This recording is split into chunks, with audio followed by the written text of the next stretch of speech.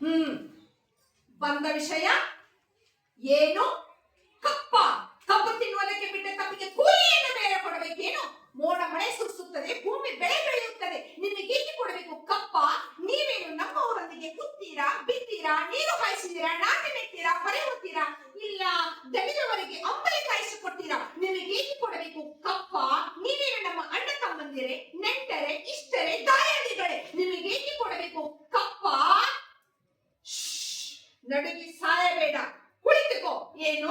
ಮೈಸೂರು ಮಣ್ಣ ಪಾಲಾಗಿದ್ದು ಅದು ನಿಮ್ಮ ವೀರತ್ವದಿಂದಲ್ಲ, ಅದು ನಿಮ್ಮ ವಂಚನೆಯಿಂದ. ಮೈಸೂರನ್ನು ಹಾಳು ಮಾಡಲು ಮರಾಠರನ್ನು ಹಾಳು ಮಾಡಲು ಮತ್ತೊಬ್ಬರನ್ನು ಎತ್ತಿ ಕಟ್ಟುತ್ತಾ ಇಡೀ ಹಿಂದೂ ದೇಶವನ್ನೇ ನಯವಂಚನೆಯಿಂದ ನುಂಗಲು ನಿಂತಿರುವ ನರಿಯ ಜಾತಿಯವರಲ್ಲವೇ ನೀವು? ಕಿತ್ತೂರು ರಾಣಿಯ ಎದುರು ಕಪ್ಪ ಕೇಳುವವರ ನಾಲಿಗೆ ಸೀಳು ಹೋಗಿತು.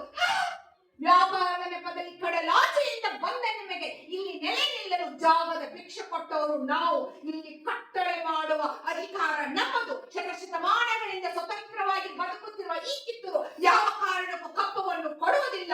ಏನಂದ್ರೆ ಠಾಕರೆ, ಬಾಯಿ ಬಿಗಿ ಹಿಡಿದು ಮಾತನಾಡು. ಕಿತ್ತೂರಿನ ಮೇಲೆ ನಿಮಗೆ ಅಧಿಕಾರವೇ? ನಿಮ್ಮ ತಾತ ಮುತ್ತಾತಂದಿರು ಕಟ್ಟಿ ಬೆಳೆಸಿದ ಆಸ್ತಿ ಏನೋ? ಇದು ಕನ್ನಡಿಗರ ಆಸ್ತಿ. ಹೋಗು, ನಿನಗೆ ಜೀವನ ಮಾಡಿದ್ದೇನೆ. ಬದುಕುವ ಆಸೆ ನಿಮಗೂ ಇಲ್ಲ, ನಿಮ್ಮನ್ನು ಉಳಿಸುವ ಆಸೆ ನಮಗೂ ಇಲ್ಲ.